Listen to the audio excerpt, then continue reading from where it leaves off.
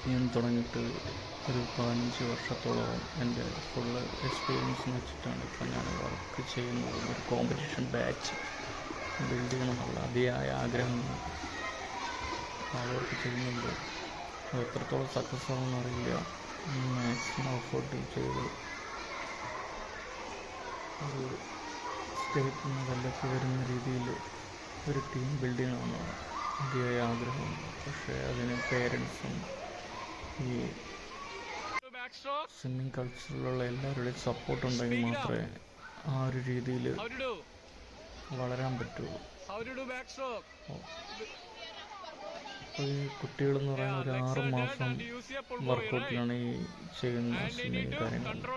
ഒരു കണ്ടിന്യൂസ് ആയിട്ട് വരികയാണെങ്കിൽ നന്നായിട്ട് ഇമ്പ്രൂവ് ആവും. പിന്നെ സ്ട്രോക്ക് കറക്ഷനും കാര്യങ്ങളും എന്താണ് ലേൺ ടു സ്വിം, അതിൽ നിന്ന് ജസ്റ്റ് സ്ട്രോക്ക് കറക്ഷനിലോട്ട് പോയിട്ടേ ഉള്ളൂ.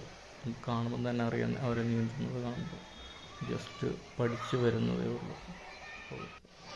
ഇനി ഒരുപാട് ലെവലുകൾ ചെയ്താൽ മാത്രമേ ഒരു കോമ്പറ്റീറ്റീവ് ബാച്ച് ആവത്തുള്ളൂ. അതിന് വേണ്ടിയിട്ട് ഒരുപാട് എഫേർട്ട് എടുക്കുന്ന കുട്ടികൾ. അതിനെല്ലാം എന്താ പറയണ്ടേ, റെഗുലാരിറ്റി വേണം. എല്ലാ ദിവസവും വന്ന് ചെയ്താൽ മാത്രമേ ഇമ്പ്രൂവ് ആവുകയുള്ളൂ.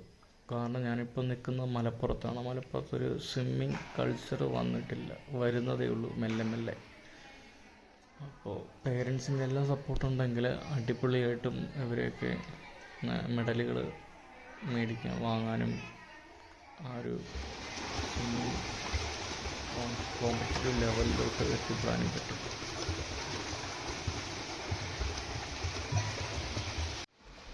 ഇനി ഇൻ്റർമീഡിയറ്റ് ആവണം. അത് കഴിഞ്ഞിട്ട് ലാൻഡ് സ്വിമ്മിങ് വരണം.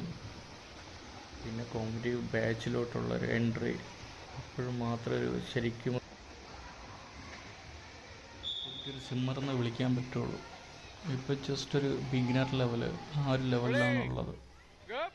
അപ്പോൾ ഞാൻ പ്രതീക്ഷിക്കുന്ന എല്ലാവരുടെയും സപ്പോർട്ട് ഉണ്ടാവുമെന്നും കുട്ടികളുടെയും റെഗുലറായിട്ട് വരാനുള്ള താല്പര്യം കാണിക്കുമെന്നും ഞാൻ വിചാരിച്ചുകൊണ്ട് ഈ വീഡിയോ ഞാൻ എൻഡ് ചെയ്യാൻ പോകും.